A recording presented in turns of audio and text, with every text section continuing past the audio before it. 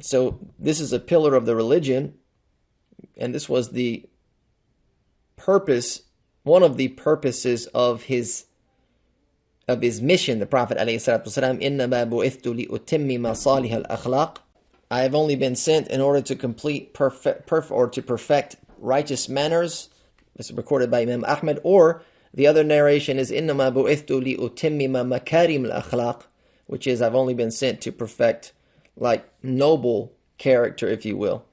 He says noble character is evident of purification of the nafs. So a person that has good manners, I should say, a person that has good character, it's clear that they have also been working on their inner self, have been purifying their nafs, and is from the qualities of the successful. Allah Azza wa Jal, He said, successful are those who purify it. قَدْ أَفْلَحَ مَنْ زَكَّاهَا, as He says in the Quran. What this means is to replace innate blameworthy qualities with their opposites, meaning praiseworthy qualities, after becoming cognizant of them. So once you become aware that your character is in need of improvement, then you have to start working towards that and striving. So I want to draw your attention to something which is a little nuance. It's a linguistic nuance, but it really makes a whole lot of sense. The nature of akhlaq, which we're talking about, is character. We could say demeanor. The difference between an etiquette. We'll get to that shortly. The difference between like a person's character and demeanor versus etiquette and manner. It's noble character. So the nature of akhlaq in relation to khalq. So akhlaq is khuluq. That's a person's. Khuluq is a person's demeanor. And khalq means creation. So the words, they sound very similar. Khalq is creation and khuluq is character or demeanor. The word comes from the same root word, essentially. Kha, lam, qaf.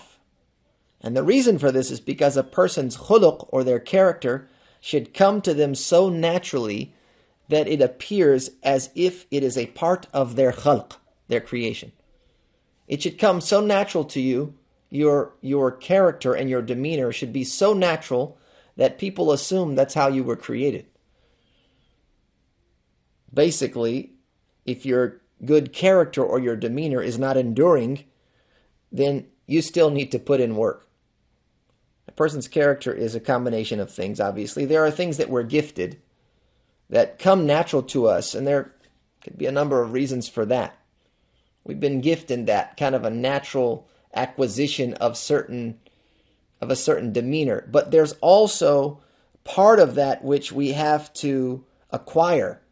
We have to struggle for. We have to work to achieve.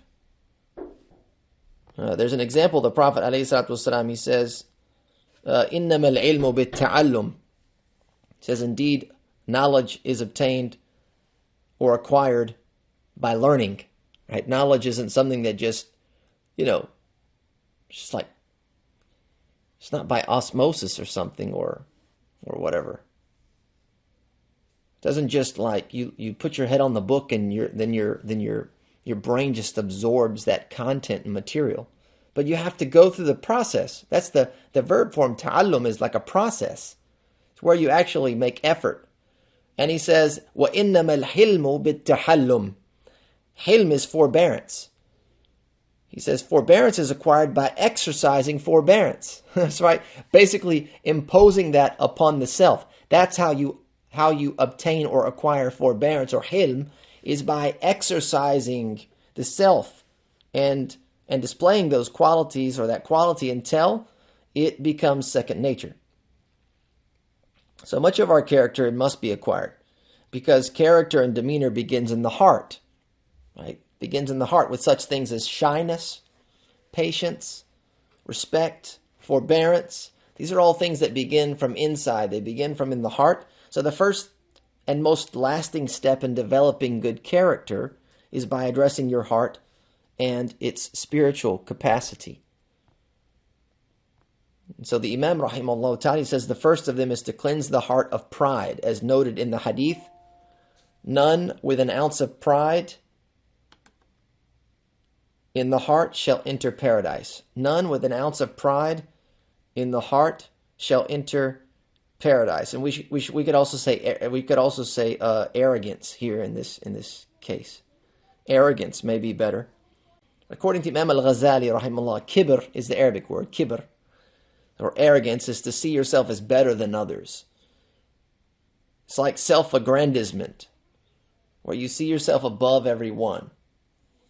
To see yourself as perfect, as some have said, that you see yourself. Some of them have said that you see yourself as perfect, and of course, this quality of perfection is restricted to Allah subhanahu wa ta'ala. And so therefore the Imam Ibn Shaykh al-Hazami rahimahullah says, they are to yield to Allah Azza wa Jal and be humble with the believers, just as He the Most High says, what means they are people who are humble towards the believers and powerful against the disbelievers. They do not see themselves superior to any of Allah Azza wa Jal, any of His creatures by way of knowledge or state.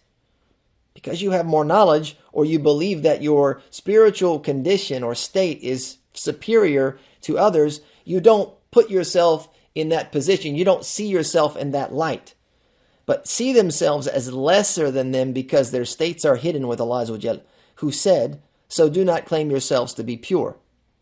You do not make tazkiyah, like فَلَا تُزَكُّوا أَنفُسَكُمْ. Do not claim yourselves to be pure. He is most knowing of who fears Him.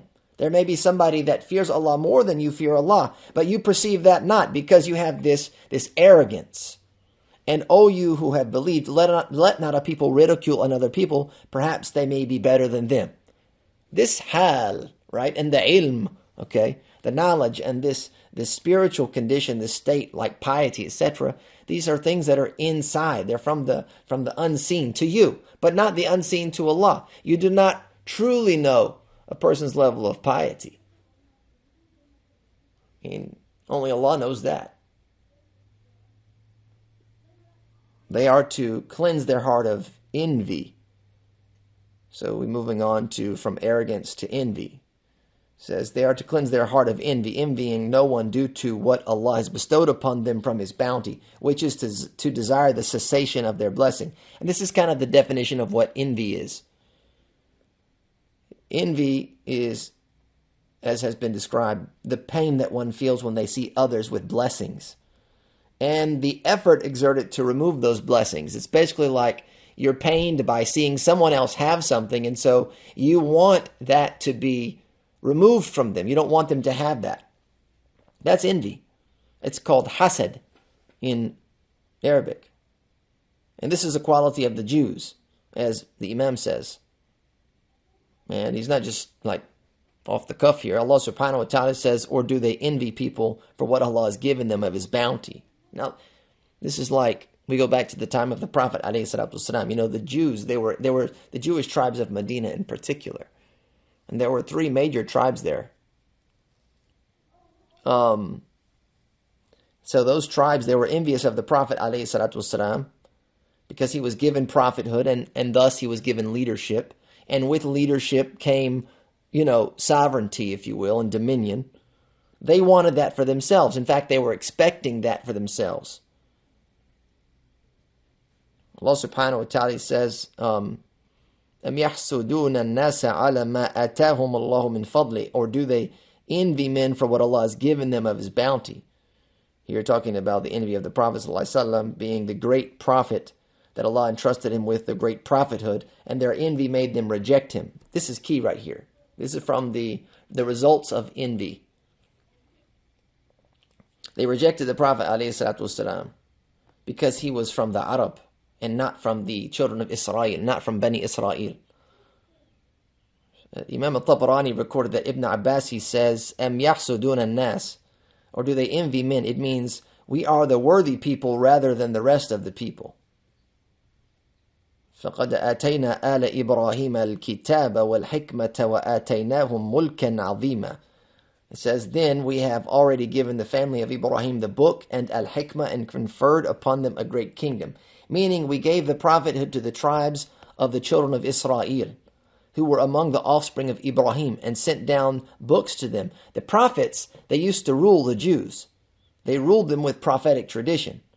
And we made kings among them. Yet فَمِنْهُمْ مَنْ آمَنَ بِهِ. Of them were some who believed in it, referring to Allah's favor and bounty, His prophets, books, kingship, etc. وَمِنْهُمْ مَنْ صَدَّ عَنْهُ. And of them were some who rejected it by disbelieving in it, ignoring it, and hindering the people from its path. Although these, he says, although this was from the bounty, the bounty was from and for them, the children of Israel. So they disputed with their own prophets. So what about you, O Muhammad, especially since you are not from the children of Israel? Right? So the Prophet ﷺ, he was from the offspring of Ibrahim. But we know that offspring there was Ismail and there was Ishaq. And the prophethood that traced back to Ismail was the Prophet ﷺ. All of the other prophets, they traced their lineage through Ishaq. And from Ishaq, you got Bani Israel. And so the Jews, they were Bani Israel. They were expecting that the last prophet would be from their people. And when it was not from their people, it was from the Arab, who were from the offspring of Ismail. I mean, they couldn't deny, or they could try and deny, but you couldn't deny the fact that, look, it's not like it's a false claim because he can't be traced to Ibrahim. No, rather he is from Ibrahim, who was given the book and the wisdom. That was where the father of the prophets came from. It was Ibrahim, who was the father of the prophets. But their envy is what prevented them from accepting the truth. They thought they were better than the Arabs, and so they were unable to follow them. They thought they were better than the Arab, and so they were unable to follow them. They rejected the truth. And that's kind of the conclusion of the hadith that the Imam Ibn Shaykh al-Hazamiyin opens up with. He says, لا يدخل الجنة من كان في قلبه مثقال ذرة من كبر. This is the hadith from the Prophet ﷺ. It says, no one will enter paradise if they have an atom's weight of arrogance. And so a man says to the Prophet ﷺ, he says, you know, we love to look good. We like nice clothes and we like nice shoes. He said, Inna Allah Jamil, yuhibbul jamal, that Allah is beautiful and He loves beauty. Meaning, this isn't arrogance. To present yourself in a way, as long as you're not arrogant, thinking I'm better than everyone else because of the way I'm dressed, but you just want to look good. There's nothing wrong with that. He says, Al-kibaru batrul haqq wa ghamtun nas. It means to reject the truth and to look down upon people.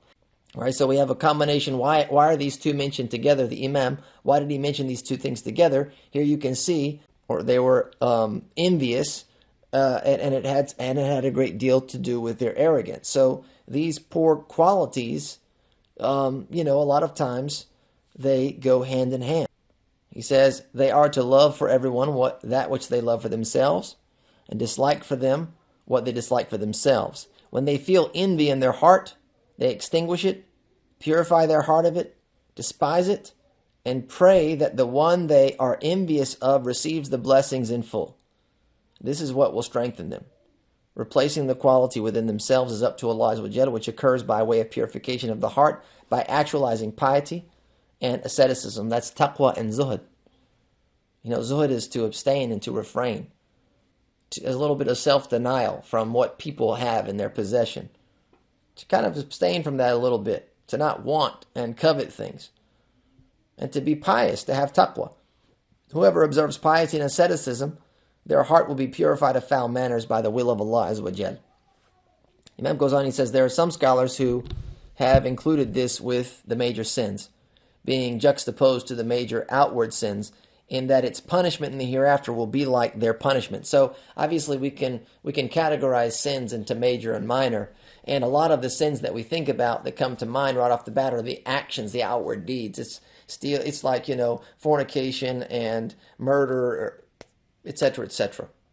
But then there's the inward actions of the heart, like envy and arrogance. And so the Imam is saying that some of the scholars have kind of positioned them with those outward sins, juxtaposed to it as like this is its equivalent, if you will. And that its punishment in the hereafter will be like that of those outward sins' punishment. It says, formulating evil assumptions is also included in this vile in those vile traits, and therefore should be mostly avoided as Allah Azza wa Jalla, He has ordered. Right? Evil assumptions is something also prohibited. Allah subhanahu wa ta'ala mentions this in the Quran in Surah Al-Hujurat. It says, يَا أَيُّهَا الَّذِينَ آمَنُوا اجْتَنِبُوا كَثِيرًا مِنَ الظَّنِّ إِنَّ بَعْضَ الظَّنِّ إِثْمٌ وَلَا تَجَسَّسُوا وَلَا يَغْتَبْ بَعْضُكُمْ بَعْضًا أَيُحِبُّ أَحَدُكُمْ أَنْ يَأْكُلَ لَحْمَ أَخِيهِ مَيْتَةً فَكَرِهْتُمُوهُ وَاتَّقُوا اللَّهَ إِنَّ اللَّهَ تواب رحيم. O you who have believed, avoid much assumption. And here it's talking about the possibility of falling into negative assumption. Indeed, some assumption is sin. He says, اجتنبوا كثيرا من الظن. اجتنبوا كثيرا من الظن. Stay away from much assumption. إن بعض الظن إن بعض الظن إثم. Some of that assumption is sin. So because some of it is sinful, you want to stay away from a lot of it, so that you can, create a barrier, some distance, a buffer between you and the evil, the sinful assumptions. You want to try and have good assumptions of people so long as it's rational and logical. You want to try and think good of people so long as it's possible. You want to make excuses for people so long as you're not being ridiculous. I mean, some things are quite obvious. And then sometimes there's room for gray area in the way you perceive things. Sometimes the perception of things is not the reality of things as well. And then, of course, in the verse, the remaining part of the verse, what I recited in Arabic, and do not spy or backbite each other. Would one of you like to eat the flesh of your brother when dead? You would detest it and fear Allah. Indeed, Allah is accepting of repentance and merciful. So he goes on and talks about backbiting as, an outward action. So here you can see kind of an inward sin, as Allah subhanahu wa ta'ala categorizes it. He says, "Inna ba'la dhanni itham," that some of that assumption is sinful. So you can see assumption which occurs inwardly is sinful, and then backbiting which occurs outwardly is sinful. So they are, equivalent here in terms of being evil in nature. So as encouraged to assume the best of people when possible, it was narrated on Abdullah ibn Umar radiallahu anhuma, the Prophet alayhi salatu wasalam. He said, I saw the Prophet ﷺ making tawaf around the Kaaba, and he said he was talking to the Kaaba or addressing the Kaaba. He says, "There's nothing more pure than you, or purer than your fragrance. There's nothing grander than you, or grander than your honor. I swear by the one in whose hand is my soul, the honor or the sanctity of the believer is greater with Allah than your sanctity. His wealth, his life, and that nothing be thought of them or assumed of them except for good." This is reported by Imam Ibn Majah. Right, so at the end here he says, وَأَنْ يَظُنَّ بِهِ إِلَّا خَيْرٍ, that I do not want anything assumed of them except for good. It was also reported from Amir al-Mu'minin Umar ibn al-Khattab. He said, do not assume of a word that comes out of your fellow Muslim brother's mouth except goodness, except a positive assumption. They say something, you should only assume good of it. A lot of times what happens is we hear things and we jump to the wrong conclusions. We make assumptions. Well, I thought you meant this, and we typically go to the negative.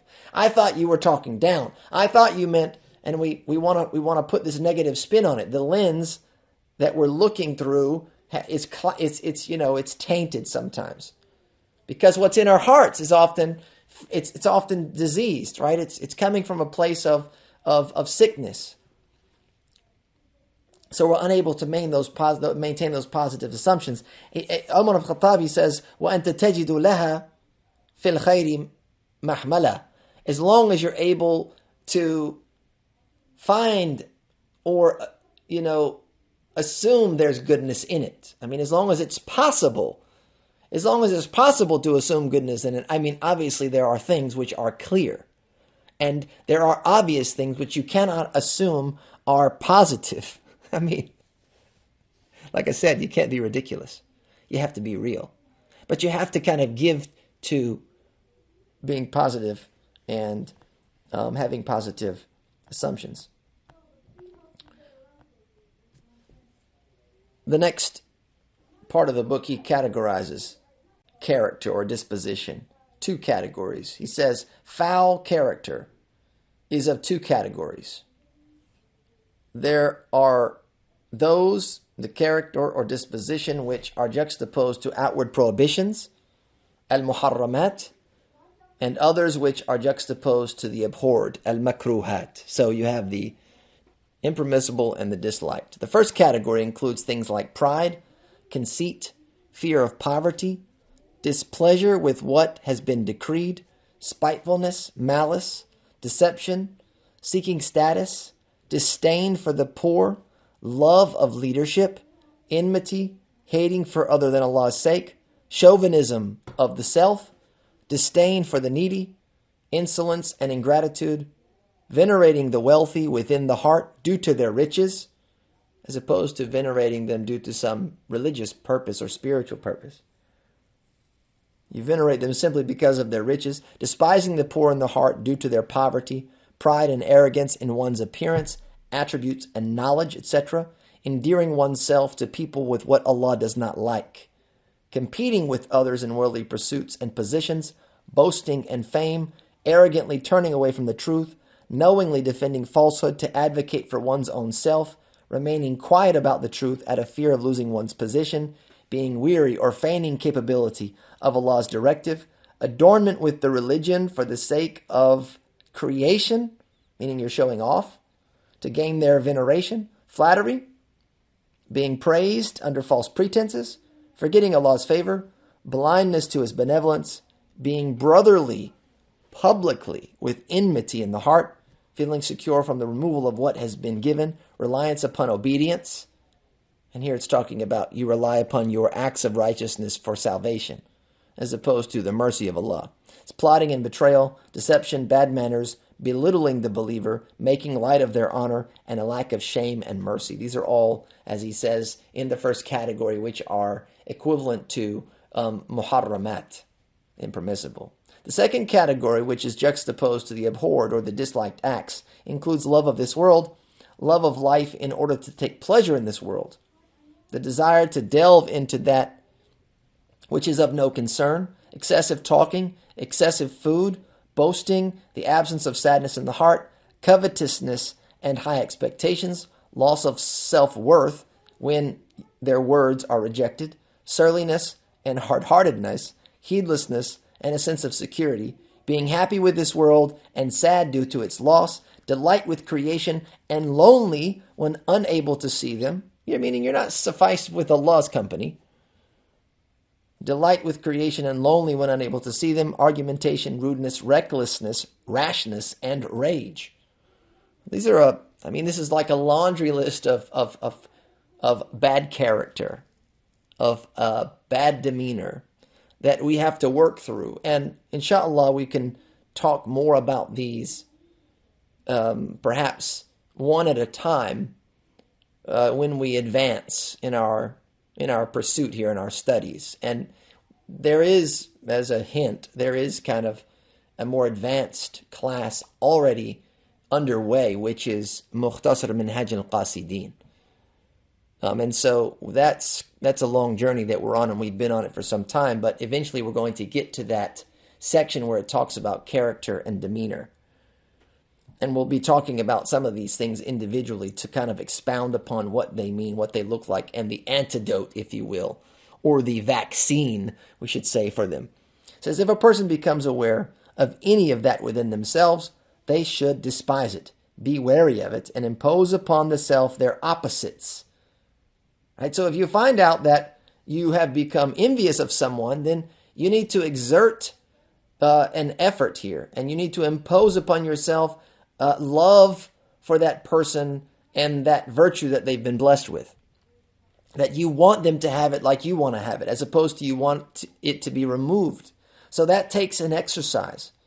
That's an exercise. And you impose that upon yourself as an act dedicated to Allah in order that they become second nature. So you're striving to reform the character here.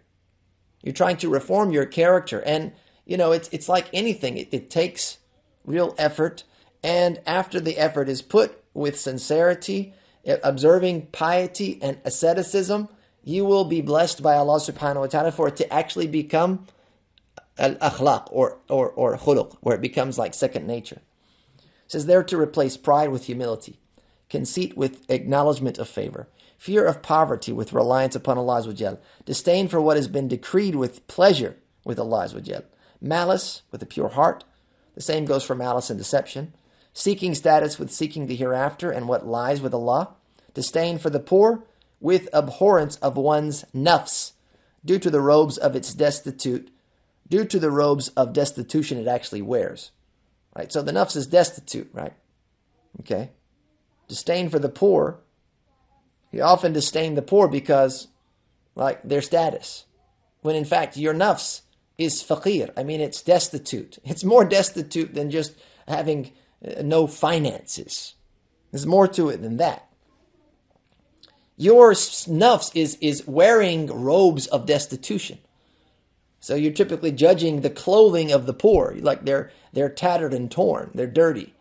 But what is enshrouding your heart, if your heart has not been purified, and even so, I mean, you as a servant of Allah, you're faqir ilallah. You're destitute to Allah subhanahu wa ta'ala. You're in need.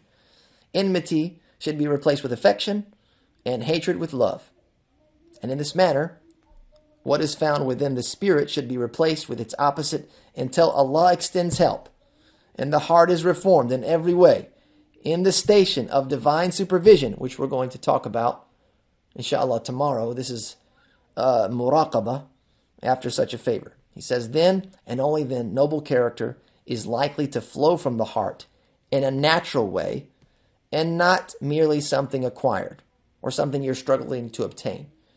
And the cause of that lies in the heart's connection to divine radiance after it has been purified of its qualities, the lowly qualities, and success is with Allah. So the connection between the two, the connection between your demeanor and your character and your heart, you will not be of righteous character or noble demeanor until you have a pure heart. Until your heart has been purged of the repugnance and foulness that it potentially contains, we will not be able to have enduring good character. Basically, our character will only be as good as our heart is purified. And we ask Allah subhanahu wa ta'ala to guide us and to purify our hearts and to bless us. Because this is the month of Ramadan is the month of purification. It's the month of taqwa. And it's the month of reform of character. And so as we're wrapping up the month, my hope is that each and every one of us, before we conclude the month, is able to gather all of those components, reflect a little bit over the next coming days before Ramadan concludes, reflect over the components that maybe you have obtained in this month. Piety, zuhud, right? Refraining from pleasures of the world. Think about that a little bit, because that's from the fruits of Ramadan, the fruits of fasting. And then hopefully some of the manner and the disposition, has been reformed a little bit. And hopefully we'll walk away from Ramadan this year a little better than we were before we started.